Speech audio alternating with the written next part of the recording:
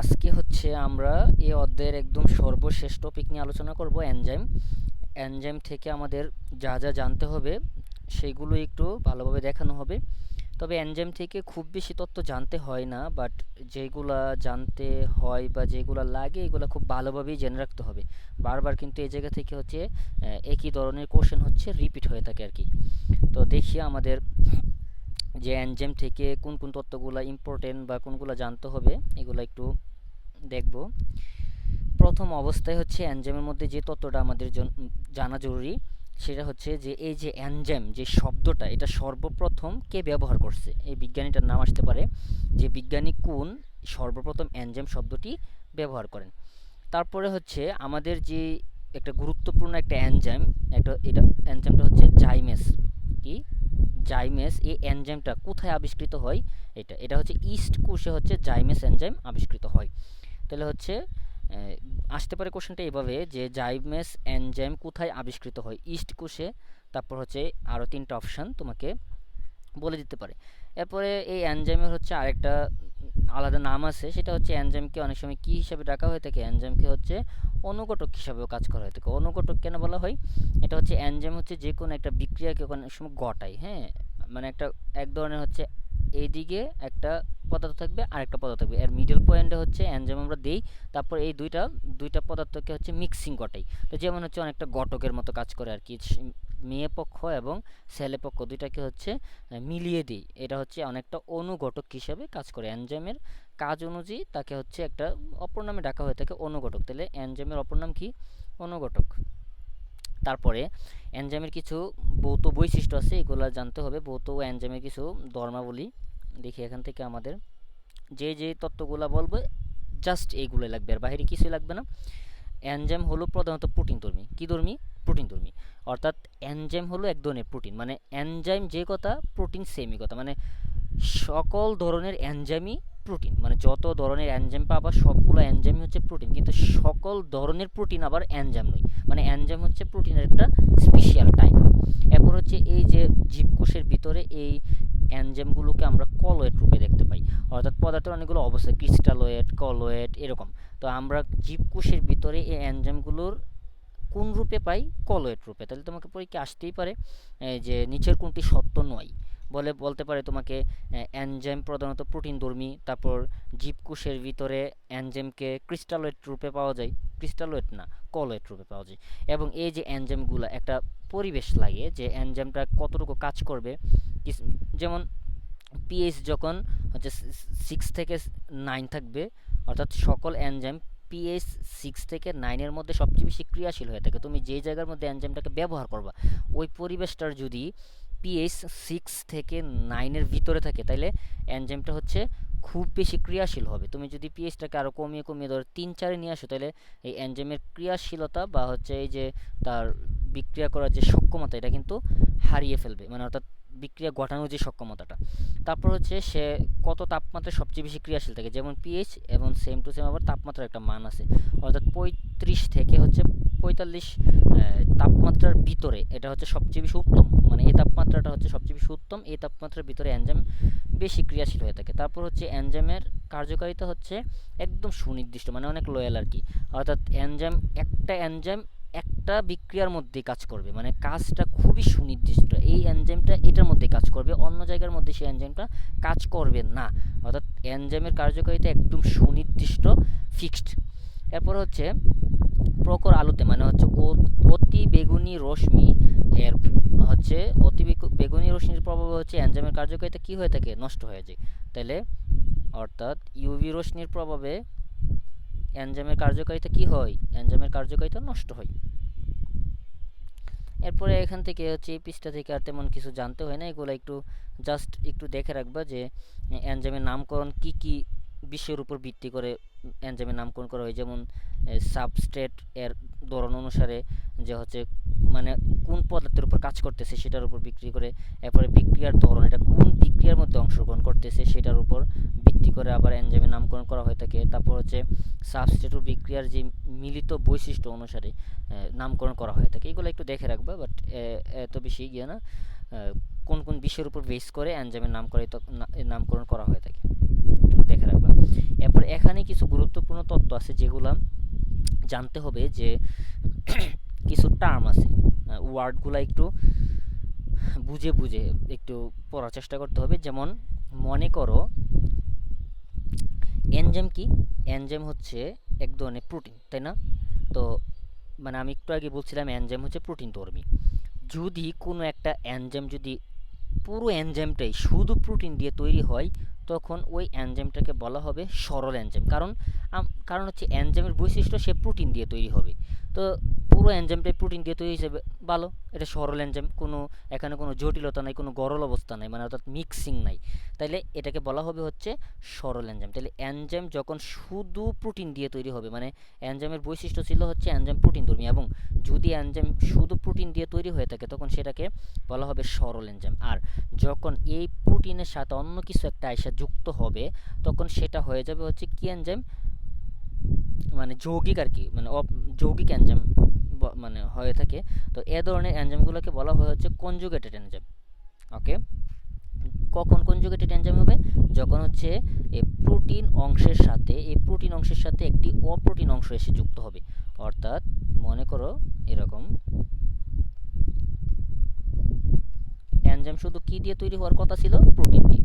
শুধু প্রোটিন থাকবে, এটাই স্বাভাবিক। কিন্তু প্রোটিনের সাথে মনে করো ক নামক কিছু একটা এসে যুক্ত হয়েছে, তখন তুমি ওই এনজাইমটাকে আর সরল এনজাইম বলতে পারবা না। তখন ওই এনজাইমটা হয়ে যাবে হচ্ছে কনজুগেটেড এনজাইম। আশা করি বুঝতে পারছো। তাহলে কনজুগেটেড এনজাইম কি? সরল এনজাইমের সাথে যখন, মানে অর্থাৎ এনজাইমের প্রোটিন অংশের সাথে যখন কোনো একটা অপ্রোটিন, মানে এটা প্রোটিন ধর্মী নয় এরকম কোনো একটা পদার্থ এসে যুক্ত হবে, তখন ওই এনজাইমটাকে বলা হবে হচ্ছে কনজুগেটেড প্রোটিন। এখন তাহলে যখন কনজুগেটেড হবে তখন কিন্তু তার দুইটা পার্ট হয়ে যাবে, বা কীভাবে? একটা প্রোটিন অংশ আর একটা অপ্রোটিন অংশ। তখন ওই কনজুগেটেড এনজাইমটার, মানে কনজুগেটেড প্রোটিনটার প্রোটিন অংশটাকে তখন বলা হবে হচ্ছে এপো এনজাইম। আর ওই যে ক নামক যে অপ্রোটিনটা এসে যুক্ত হইলো, ওই ক নামক যে অপ্রোটিনটাকে এসে যুক্ত হইলো, ওইটাকে বলা হচ্ছে প্রস্থেটিক গ্রুপ। তাহলে কি বলছি? প্রোটিন অংশটা হবে হচ্ছে এপো এনজাইম, আর নন প্রোটিন অংশটা হবে হচ্ছে, মানে অপ্রোটিন যে অংশটা, ওইটাকে বলা হয় হচ্ছে প্রস্থেটিক গ্রুপ। এখন এই প্রস্থেটিক গ্রুপটা কি? প্রস্থেটিক গ্রুপটা হইতে পারে বালু, মানে আমি তোমাকে উদাহরণস্বরূপ বোঝার জন্য বলতেছি আর কি। প্রস্থেটিক গ্রুপটা হইতে পারে বালু, হইতে পারে কংক্রিট, হইতে পারে প্রস্থেটিক গ্রুপটা মনে করো যে ক খ গ ঘ, মানে যে কোনো এক্স ওয়াই জেড হইতে পারে। এখন এটা কি ক নামক যে, মানে এক্সট্রা যে আইসা অপ্রোটিনটা যুক্ত হইলো, সেটা যদি কোনো আয়ন হয়, তখন ওইটাকে বলা হবে হচ্ছে কোফ্যাক্টর। বোঝার চেষ্টা করবা। যদি অপ্রোটিন যে অংশটা, সেটা যদি কোনো একটা আয়ন হয়, ধরো যেমন ম্যাগনেসিয়াম আয়ন, এরপর হচ্ছে জিঙ্ক, এরপর হচ্ছে এরকম টাইপের যদি কোনো আয়ন আইসা যদি অপ্রোটিন অংশ হিসাবে কাজ করে, তখন সেটাকে বলা হবে কোফ্যাক্টর। আর যখন ওই অপ্রোটিন অংশটা যখন কোনো জৈব রাসায়নিক পদার্থ হবে, তখন সেটাকে বলা হবে হচ্ছে কোএনজাইম। তাহলে আশা করি প্রত্যেকটা টার্ম আশা করি বুঝে গেছো। তো এখানে কয়েকটা, যেমন কোএনজাইমটা এখন পড়লো, তো এখানে কয়েকটা কোএনজাইমের উদাহরণ দেওয়া আছে, এগুলো একটু দেখে রাখবো। কোএনজাইমের উদাহরণ যেমন এফএডি, ফ্লেভিন এডিনিন ডাইনিউক্লিওটাইড, তারপর হচ্ছে এফএমএন, এটা হচ্ছে ফ্লেভিন মোনো নিউক্লিওটাইড, এরপর হচ্ছে এনএডি, এটা হচ্ছে নিকোটিনামাইড এডিনিন ডাইনিউক্লিওটাইড, এরপর হচ্ছে এনএডিপি নিকোটিনামাইড এডিনিন ডাইনিউক্লিয়েট ফসফেট, তারপর হচ্ছে কোএ অর্থাৎ কোএনজাইম, এরপর হচ্ছে যেমন এটিপি, এরপর হচ্ছে এডোনিসিন ট্রাইফসফেট। এইগুলা সবগুলা কিসের উদাহরণ বলো তো দেখি? এইগুলা সবগুলা হচ্ছে কোএনজাইমের উদাহরণ। এগুলা সবগুলা কিসের উদাহরণ? সবগুলো হচ্ছে কোএনজাইমের উদাহরণ। আশা করি বুঝতে পারছো। তাহলে কয়েকটি গুরুত্বপূর্ণ কোএনজাইমের উদাহরণ অবশ্যই তুমি বুঝে গেছো। আর আমি এখানে যদি একটু রিপিট করি, জেনারেলি হচ্ছে প্রোটিন কি দিয়ে তৈরি হয়, এনজাইম কি দিয়ে তৈরি হয়? প্রোটিন দিয়ে তৈরি হয়। তখন সেটাকে বলা হবে সরল এনজাইম। আর যখন এই প্রোটিনের সাথে অন্য কোনো একটা এক্স ওয়াই জেড এসে যুক্ত হবে, তখন এটাকে বলা হয় কনজুগেটেড প্রোটিন। আর ওই যে এক্স ওয়াই জেড যেটা এসে যুক্ত হইতেছে, ওইটাকে বলা হয় প্রস্থেটিক গ্রুপ। আর এটার প্রোটিন যে অংশটা, ওইটাকে বলা হয় হচ্ছে এপো এনজাইম। ওই প্রস্থেটিক গ্রুপটা যদি কোনো একটা আয়ন হয়, তখন সেটাকে বলা হয় কোফ্যাক্টর। আর যখন কোনো জৈব রাসায়নিক পদার্থ হয়, তখন সেটাকে বলা হয় কোএনজাইম। আর এরকম কোএনজাইমের উদাহরণ এখানে কতগুলো দেওয়া আছে, এবং উদাহরণগুলো মুখস্থ করবে। ওকে, এরপর আর একটা কথা আমি একটু বলে রাখি, বলা উচিত যে সব জায়গার মধ্যে হচ্ছে দিয়ে পড়বা না, নেমোনিক দিয়ে পড়বা না, এই কথাটা একটু খেয়াল রাখবো। মনে করো না যে সব কিছুই নেমোনিক দিয়ে পড়তেছো মানে তুমি খুব মানে অনেক কিছু উদ্ধার করে ফেলতেছো, আসলে বিষয়টা এরকম না। নেমোনিক দিয়ে পড়তে হবে, কিন্তু বইয়ের কিছু কিছু জিনিস অবশ্যই আমিও নেমোনিক দিয়ে পড়ছিলাম কিছু কিছু জিনিস, কিন্তু তুমি যদি বইয়ের বেশিরভাগ জিনিসের নেমোনিক দিয়ে পড়তে চেষ্টা করো তাহলে দেখা গেছে একসময় তোমার নেমোনিক মনে থাকবে কিন্তু তত্ত্ব মনে থাকবে না, মানে কোন নেমোনিকটা কোন তত্ত্বের জন্য শিখছিলা ওইটাই তুমি ভুলে যাবে এত নেমোনিক শিখতে গেলে। এই কারণে নেমোনিক হচ্ছে ব্যবহার করবা কিছু কিছু ক্ষেত্রে, সব ক্ষেত্রে নেমোনিক লাগাইতে যাইও না। আর চেষ্টা করবা কোনো ভাইয়ের দেওয়া দু একটা একটু ফলো করবা, কিন্তু নিজে নিজে নেমোনিক একটু তৈরি করার চেষ্টা করবা নিজের মেধা থেকে, তাহলে এইটা বেশি মনে থাকে। আমি একদম খুব যদি কোনো একটা ভাইয়ের নেমোনিক যদি খুব ভালো লেগে যেত তাহলে ওইটাকে আমি হচ্ছে নোট করে ফেলতাম আমাদের বইয়ের আশেপাশে। বাট বেশিরভাগ ক্ষেত্রে আমি নিজেই ভাবতাম যে কিভাবে নেমোনিক তৈরি করা যায়, এটাকে মনে রাখার জন্য নিজে ভেবে যে নেমোনিকটা তৈরি করবা সেটা কিন্তু খুব বেশি ইফেক্টিভ হয়। এরপরে এখানে একটা তত্ত্ব জানতে হবে, সেটা হচ্ছে অ্যাক্টিভ সাইট। অ্যাক্টিভ সাইট কি, যে একটা এনজাইম কিভাবে কাজ করবে সেটার একটা অ্যাক্টিভ সাইট থাকে। একটু জাস্ট এই জায়গাটা একটু রিডিং দিবা অ্যাক্টিভ সাইটটা। এই যে অ্যাক্টিভ সাইট যে প্রস্তাব করেন এই বিজ্ঞানীটার নাম তোমাকে জানতে হবে, যে এনজাইমের কার্যকারিতার ক্ষেত্রে অ্যাক্টিভ সাইট প্রস্তাব করেন কে? Emil Fischer. Emil Fischer active site প্রস্তাব করেন। এখান থেকে একটু খণ্ড খণ্ড কয়েকটা অংশ জানতে হয়। এরপর হচ্ছে এই যে এনজাইমটা কাজ করতেছে, এই এনজাইমের কাজের মধ্যে কিছু কিছু পদার্থ আছে সেগুলো হচ্ছে বাধা দেয়। অর্থাৎ এনজাইমটা যেই গতিতে কাজ করতো বা যতটুকু পাওয়ারফুলভাবে কাজ করতো ওইভাবে করতে পারে না, কিছু কিছু ক্ষেত্রে হচ্ছে বাধা সৃষ্টি করে। ওই বাধা সৃষ্টিকারী ওই পদার্থগুলোকে বলা হয়েছে ইনহিবিটর। কি? ইনহিবিটর, আবারও বলি ইনহিবিটর। ওকে। এরপর হচ্ছে কিছু কিছু হচ্ছে এনজাইম আছে, মানে এনজাইম আছে যাদের সাব ইউনিট থাকে এবং এদের আকৃতি, কাজ এবং সহজে পরিবর্তনশীল হতে পারে। অর্থাৎ কিছু কিছু আছে না, মনে করো যে মানুষ আছে এরকম যে বিভিন্ন সময় তার রূপ চেঞ্জ করতে পারে, মানে একটু নিমুহারাম টাইপের। তো আসলে অনেকটা এই এনজাইমগুলো এরকম যে সে বিভিন্ন প্রয়োজনীয়তার কারণে, বিভিন্ন কাজে এবং বিভিন্ন কারণে হচ্ছে তার আকৃতি এবং কাজটাকে সহজেই সে পরিবর্তন করে ফেলতে পারে। এই ধরনের যে এনজাইমগুলো আছে ওই এনজাইমগুলোকে বলা হয় হচ্ছে অ্যালোস্টেরিক এনজাইম। অর্থাৎ তোমাকে প্রশ্ন আসতে পারে এনজাইমের মধ্যে যেসব এনজাইম কাজ ও আকৃতি পরিবর্তন করতে পারে তাদেরকে কি মানে তাদেরকে কি বলা হয়? অ্যালোস্টেরিক এনজাইম বলা হয়। ওকে। এবং এই যে অ্যালোস্টেরিক যে এনজাইমগুলো, এই এনজাইমগুলোর কাজটাকে নিয়ন্ত্রণ করে হচ্ছে ইফেক্টর নামক বিশেষ অণু। তাইলে বলতো যে অ্যালোস্টেরিক এনজাইমের কাজ নিয়ন্ত্রণ করে হচ্ছে ইফেক্টর নামক অণু, আর এনজাইমের কাজের মধ্যে বাধা বাধা সৃষ্টি করে বা হচ্ছে বিঘ্ন ঘটায় কে? ইনহিবিটর। এগুলা কিন্তু ভালোভাবে মাথায় রাখতে হবে, এই দুইটা তথ্য এই পেজ থেকে জানতে হবে, আর কিছু জানতে হবে না। এরপরে যাই হচ্ছে এনজাইমের শ্রেণীবিন্যাস। এখান থেকে যেটা জানতে হবে সেটা হচ্ছে যে এনজাইম দুই ধরনের, একটা হচ্ছে সরল এনজাইম আর একটা হচ্ছে যৌগিক এনজাইম। এক্ষুনি তোমাকে বলছিলাম কনজুগেটেড এনজাইম আর হচ্ছে সরল এনজাইম। সরল এনজাইমের উদাহরণ কারা? সরল এনজাইমের উদাহরণ হচ্ছে সুক্রোজ, অক্সিডেজ এগুলো। আর যৌগিক এনজাইমের উদাহরণ হচ্ছে এই যে এফএডি, এনএডি, মানে অর্থাৎ কোএনজাইমগুলো আর কি, বুঝতে পারছো? ওই যে কোএনজাইমের যে উদাহরণগুলো পড়াইছিলাম না একটু আগে, এই যে এগুলা সব হচ্ছে যৌগিক এনজাইম, এগুলো সব যৌগিক এনজাইম। তাইলে আশা করি উদাহরণগুলো মনে থাকবে। তাইলে সরল এনজাইমের উদাহরণকে সুক্রেস এবং হচ্ছে অক্সিডেস, আর যৌগিক এবং হচ্ছে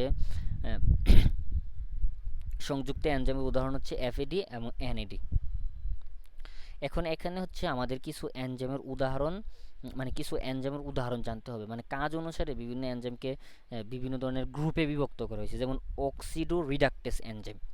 এখন তোমাকে একটু আমি এখান থেকে সাজেস্ট করব কি, মনে করো যে যেই এনজাইমগুলোর নাম আছে ওই নামটা তার কাজের উপর ভিত্তি করে নামকরণ করা হয়েছে, যে ধরো এটা কোন বিক্রিয়াকে প্রভাবিত করতেছে এরকম ভিত্তি করে। এখন এখান থেকে হচ্ছে একদম এখন যে পড়াগুলো পড়াবো ভিতরের পড়াগুলো এগুলো হচ্ছে একদম যে খুব বেশি ইম্পর্টেন্ট এরকম না, এত প্যারা নেওয়ার কোনো কারণ নাই, বাট মোটামুটি করে রিডিং দিয়ে রাখতে হবে। মানে অর্থাৎ তুমি অক্সিডো রিডাকটেস এনজাইম, এটাকে কেন অক্সিডো রিডাকটেস এনজাইম বলছে, মানে এটা এগুলাকে কেন অক্সিডো রিডাকটেস বলা হয়েছে। তো আমি যদি এখন এগুলো হচ্ছে মেডিকেল অ্যাডমিশনের সময় তো এত ব্যাখ্যা দিয়ে আসলে পড়ানো যায় না, একটু রিডিং দিবা। তো যারাই হচ্ছে কোনো জায়গায় একটু বুঝতে অসুবিধা হবে, আমাদের যে সাপ্তাহিক জুম ক্লাসগুলো হবে ফ্রিতে, ওই জুম ক্লাসগুলোতে আসলে তারপর আমাদেরকে বলবা, একটু রিডিং নিজ দায়িত্বে দেবা। কিন্তু যেটা না পড়লেই নয় সেটা হচ্ছে অক্সিডো রিডাকটেস এনজাইমের উদাহরণ তোমাকে জানতে হবে। যেমন অক্সিডো রিডাকটেস এনজাইমের উদাহরণ সাইটোক্রোম, যেমন হচ্ছে অক্সিডোরেক্টাস এনজাইমের উদাহরণ সাইটোক্রোম অক্সিডেজ, তারপর হচ্ছে ফসফোগ্লিসারেলডিহাইড ডিহাইড্রোজিনেস, অ্যালকোহল ডিহাইড্রোজিনেস, এগুলো হচ্ছে অক্সিডোরেক্টাস এনজাইমের। ট্রান্সফারেস এনজাইমের উদাহরণ হচ্ছে কাইনেস এনজাইম। কাইনেস এনজাইম হচ্ছে ট্রান্সফারেস। তাহলে তোমাকে বলবো কাইনেস এনজাইম কোন ধরনের এনজাইম, এটা হচ্ছে ট্রান্সফারেস এনজাইম হচ্ছে কাইনেস। কাইনেস এনজাইম হচ্ছে ট্রান্সফারেস এনজাইম, মানে ট্রান্সফারেস গ্রুপের এনজাইম আর কি। তারপর হচ্ছে সাইটোক্রোম অক্সিডেজ, তারপর হচ্ছে ফসফোগ্লিসারেলডিহাইড ডিহাইড্রোজিনেস, তারপর হচ্ছে অ্যালকোহল ডিহাইড্রোজিনেস, এগুলো সবগুলো কিন্তু অক্সিডোরেক্টাস এনজাইমের উদাহরণ। তারপর হচ্ছে হাইড্রোলাইটিক এনজাইম বা হাইড্রোলেস এনজাইমের উদাহরণ যেমন হচ্ছে সুক্রেস, তারপর হচ্ছে প্রোটিয়েস, ফসফেটেস, তারপর এস্টারেস, এগুলো সব শেষে হচ্ছে এস এস একটা কথা থাকে।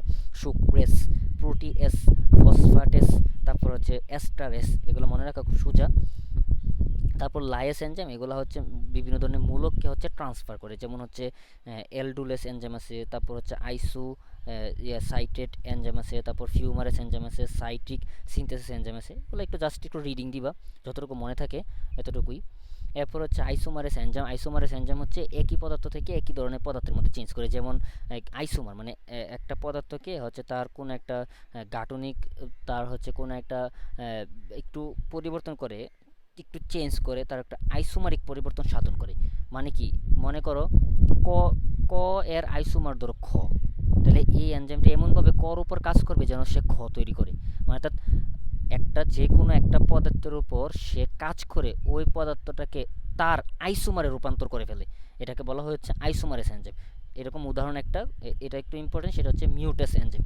এই মিউটেস এনজাইম হচ্ছে একটা আইসোমারেস এনজাইমের উদাহরণ। মিউটেস এনজাইম একটা কি এনজাইমের উদাহরণ? আইসোমারেস এনজাইমের উদাহরণ।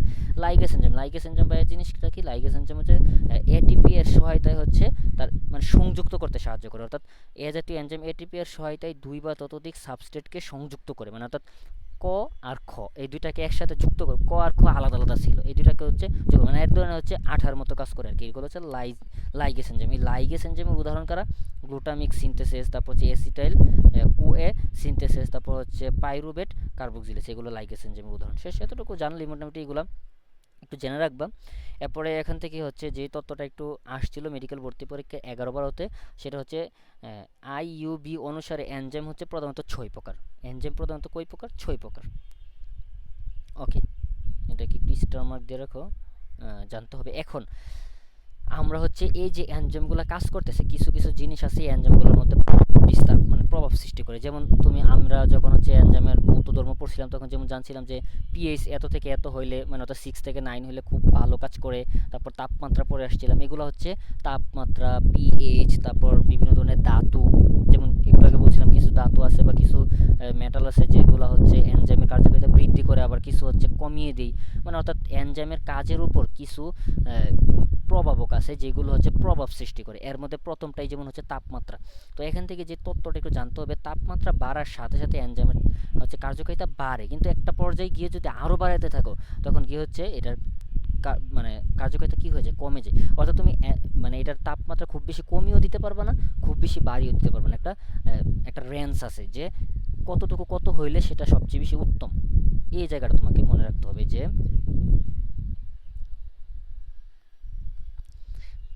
তাপমাত্রা হচ্ছে আদর্শ তাপমাত্রা হচ্ছে এটার কত 35 থেকে 40 তাপমাত্রা এনজাইমের বিক্রিয়ার হার বেশি হয়ে থাকে। 35 থেকে 40 ছিল,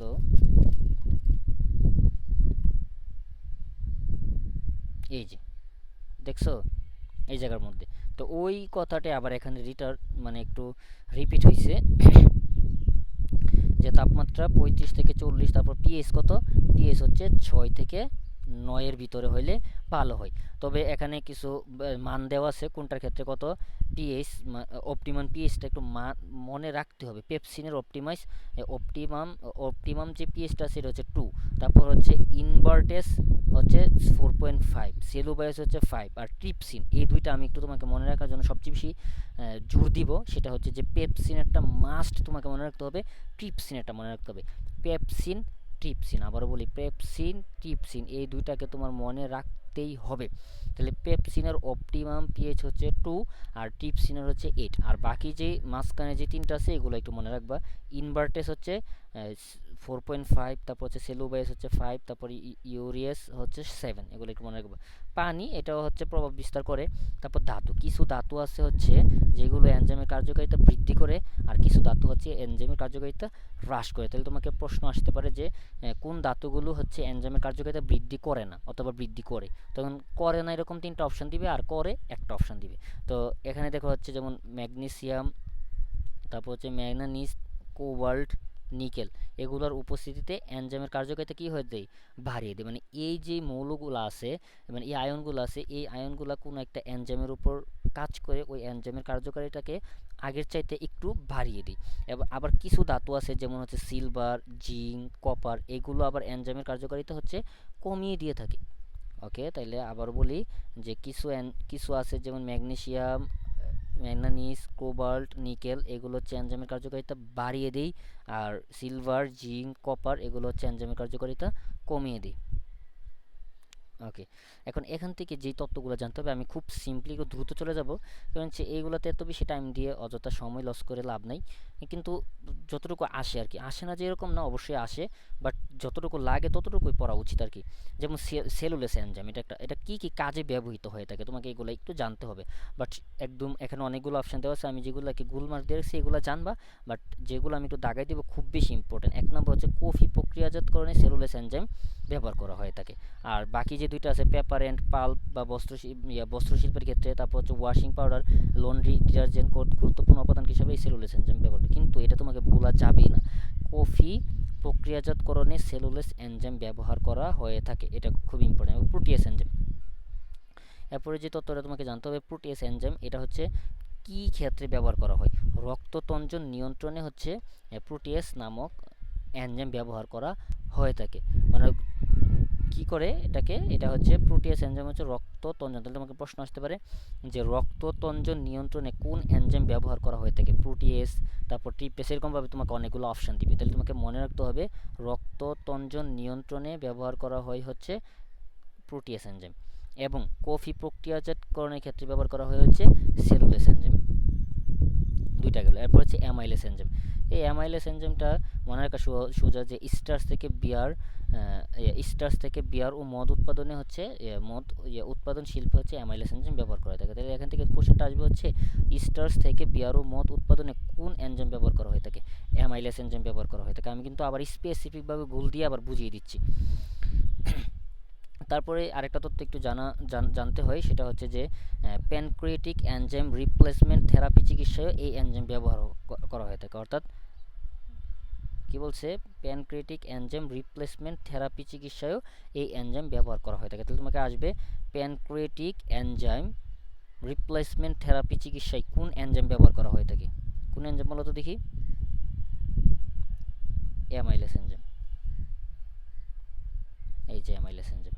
ওকে, এরপর হচ্ছে ক্যাটালেস এনজাইম। ক্যাটালেস এনজাইমের কাজটা একটু জানতে হবে যে চোখের কন্ট্যাক্ট লেন্স পরিষ্কারের ক্ষেত্রে হচ্ছে এই এনজাইম ব্যবহার করা হয়ে থাকে। খুবই খুবই খুবই গুরুত্বপূর্ণ। তাহলে চোখের কন্ট্যাক্ট লেন্স পরিষ্কারের কাজে, ধরো কারোর চোখের মানে কন্ট্যাক্ট লেন্স যদি মানে ঝাপসা হয় বা ধরো এটাকে হচ্ছে পরিষ্কার করতে হবে, তখন ওই পরিষ্কার করার জন্য একটা এনজাইম ব্যবহার করে, এই এনজাইমটা হচ্ছে ক্যাটালেস এনজাইম। তাহলে কোন এনজাইম ব্যবহার করা হয়, আমার সাথে আনসার দাও তো, যে চোখের কন্ট্যাক্ট লেন্স পরিষ্কার করার ক্ষেত্রে কোন এনজাইম ব্যবহার করা হয়, ক্যাটালেস এনজাইম ব্যবহার করা হয়।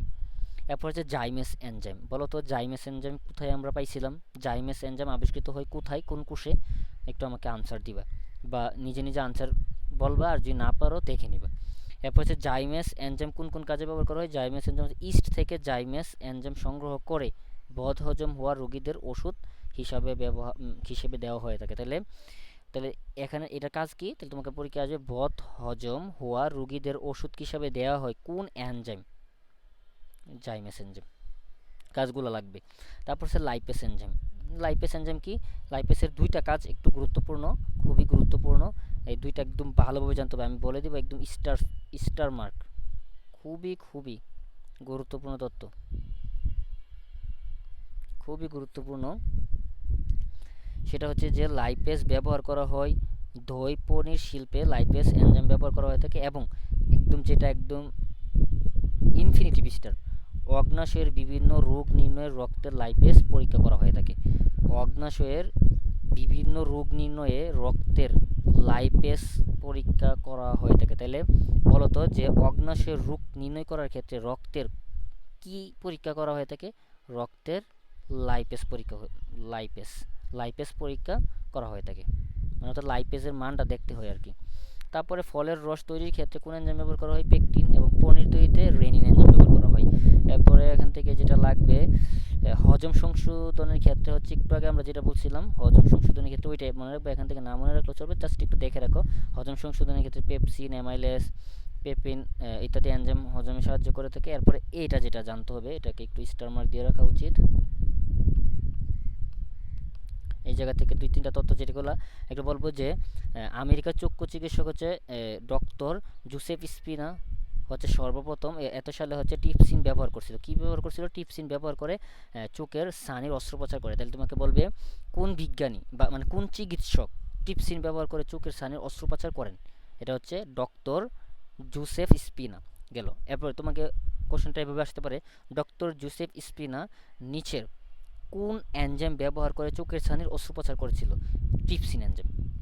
ওকে, তাহলে টিপসিন চোখের লেন্সে প্রয়োগ করেন। আশা করি এই তথ্যটা একটু ভালোভাবে মনে রাখতে হবে। তারপর জমাট রক্ত গলানো, অর্থাৎ ধরো কোন একটা জায়গার মধ্যে কার রক্ত জমাট বেঁধে গেছে, এখন এটাকে গলাইতে হবে। এখন তুমি কোন এনজাইমটাকে ব্যবহার করবে? তখন হচ্ছে এই জায়গার মধ্যে হচ্ছে মস্তিষ্ক এবং ধমনির ক্ষেত্রে যদি রক্ত কোনো কারণে রক্ত চলাচল করতেছে, এখানে কোনো একটা রক্ত জমাট বেঁধে গেছে, রক্ত থেমে যাবে না, বাধাপ্রাপ্ত হবে। তাহলে কি হবে? সমস্যা তৈরি হবে। মস্তিষ্ক হইলে কীরকম হচ্ছে স্ট্রোক হয়ে যেতে পারে। তাহলে হচ্ছে কি মস্তিষ্ক এবং হচ্ছে ধমনির জমাট রক্ত গলাতে হচ্ছে ইউরিওবাইলেস এনজাইম ব্যবহার করা হয়। ইউরোবাইলেস এনজাইম ব্যবহার করা হয়, খুবই গুরুত্বপূর্ণ তথ্য। ইউরোবাইলেস এনজাইম ব্যবহার, তাহলে হচ্ছে মস্তিষ্ক এবং ধমনির রক্ত গলাতে কোন এনজাইম ব্যবহার করা হয়? ইউরোবাইলেস এনজাইম ব্যবহার করা হয়। রাবার শিল্পের মধ্যে কোন এনজাইম ব্যবহার করা হয়? রাবার শিল্পের মধ্যে হচ্ছে ক্যাটালেস এনজাইম ব্যবহার করা হয়। আর এখানে যে তথ্যটা, এটা হচ্ছে তুমি কোষ ও কোষের গঠন অধ্যায়ের ভিতরে পড়ে আসছো। রেস্ট্রিকশন এনজাইমের সহায়তায় ডিএনএ কি করা হয়? কর্তন করা হয়। আবার বলি, রেস্ট্রিকশন এনজাইমের সহায়তায় ডিএনএ কর্তন করে। রেস্ট্রিকশন ডিএনএ মানে রেস্ট্রিকশন কর্তন করে। এরপরে যে তথ্যটা তোমাকে জানতে হবে, লাইগেস। এটাকে অন্য কালার দিয়ে একটু দেখাই। লাইগেস কি করবে? লাইগেস হচ্ছে জোড়া লাগানোতে সাহায্য করবে। তাহলে এই দুইটা কথা তোমাকে জেনে রাখতে হবে। তাহলে রেস্ট্রিকশন এনজাইম করে হচ্ছে কর্তন, আর লাইগেস করে হচ্ছে জোড়া। ওকে, এখানে একটু এনজাইম এবং কোএনজাইমের পার্থক্য দেওয়া আছে, একটু দেখে রাখবা। একটু আমাকে বলো তো যে এনজাইম এবং কোএনজাইমের মধ্যে পার্থক্যটা কি? একটু নিজে নিজে একটু চেষ্টা করো, তারপর আমি বলে দিচ্ছি। ধরো আমি তোমাকে বললাম এনজাইম। এনজাইম সমান সমান হবে শুধু প্রোটিন, জেনারেলি মানে এনজাইম প্রোটিন দিয়ে তৈরি হয়। আর যখন কোএনজাইম আসবে,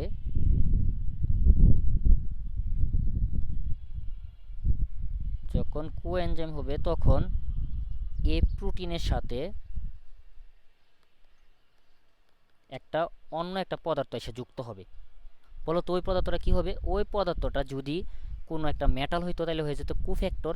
আর অবশ্যই যেহেতু এটা কোএনজাইম, তাহলে ওই পদার্থটা হিসাবে একটা জৈব যৌগ এসে অ্যাড হবে।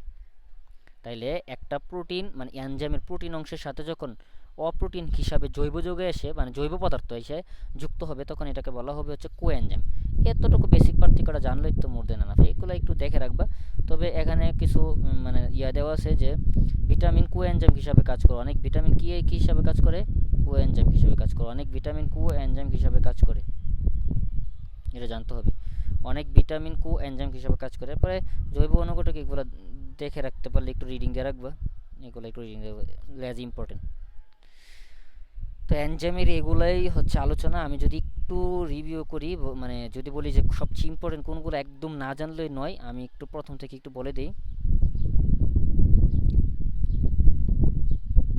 সর্বপ্রথম একদম মাস্ট সকল ভৌত বৈশিষ্ট্য গেল। এখানে কোফ্যাক্টর কোএনজাইম টনজাইম নিয়ে যে কথাগুলো বলছে এগুলা মাস্ট বুঝে বুঝে, এবং উদাহরণগুলা গেল। এখানে র্যান্ডমলি যে একটা তথ্য আছে জেনে রাখবা, এগুলো র্যান্ডমলি তথ্য আছে কিছু জেনে রাখবা। এখানে প্রভাবক সমূহ, এই প্রভাবক সমূহ 100 স্টার, এগুলো সবগুলো জেনে রাখতে হবে। এগুলো সব যা যা পড়াইছি, যা যা বুঝাইছি, এগুলো জানতে হবে। তারপর হচ্ছে এগুলা লেজ ইম্পর্টেন্ট, এগুলা কাজগুলা, যেই কাজগুলা বলছি, যে কাজগুলা বলছি এই কাজগুলা জানতে হবে, যে কাজগুলা বলছি এই কাজগুলা জানতে হবে, যে কাজগুলো বলছি এগুলো জানলে হবে। এখানে টিপসিনের যে ব্যবহারটা এটা একদম মাস্টে জানতে হবে। চোখের সামনে হচ্ছে ছানি লেন্সে প্রয়োগ করে হচ্ছে অপারেশন করা হয়েছিল হচ্ছে টিপসিন ব্যবহার করে। আর এখানে জমাট বাঁধা রক্তকে হচ্ছে গলানোর ক্ষেত্রে কোনটা ব্যবহার করা হয়। শেষ, এতটুকুই মাস্ট জানতে হবে। ওকে, ঠিক আছে। তো আমরা নেক্সট আরেকটা অধ্যায় শুরু করব ইনশাল্লাহ। আমাদের কোর্স রচনা অধ্যায় একদম ফার্স্ট টু লাস্ট পর্যন্ত যারা দেখছো, আশা করি আর কোনো কনফিউশন থাকার কথা না। যে তত্ত্বগুলা খুব বেশি ইম্পর্টেন্ট দিয়ে পড়াইছে এগুলা মুখস্থ, আর যেগুলো একটু মনে করো দ্রুত দ্রুত চলে গেছি ওইগুলো হচ্ছে মনে করো ওইগুলো একটু জাস্ট দেখে রাখবা আর কি, আর কিছুই না। পারলে একটু রিডিং দিয়ে রাখবা ভালোভাবে, দুই একবার রিডিং দিবা, যতটুকু মনে থাকে থাকবো, না থাকলে না থাকবে। কিন্তু যেগুলা খুব ইম্পর্টেন্ট দিয়ে বলছি এইগুলা কিন্তু মাথায় রাখতেই হবে, মনে রাখবা কিন্তু এগুলা মাথায় রাখতে হবে। সোজা জিনিস ভুল করলে চান্স কিন্তু হবে না, কঠিন জিনিস ভুল করলে ঝামেলা নাই, এত আহামরি মানে সমস্যা হবে না। কিন্তু সোজা জিনিস যখন ভুল করবা, বাকি লাখ লাখ স্টুডেন্টরা মানে হাজার হাজার স্টুডেন্টরা পারবে, তুমি পারবা না, মানে এটা পিছাই গেছো। ওকে, বেস্ট অফ লাক।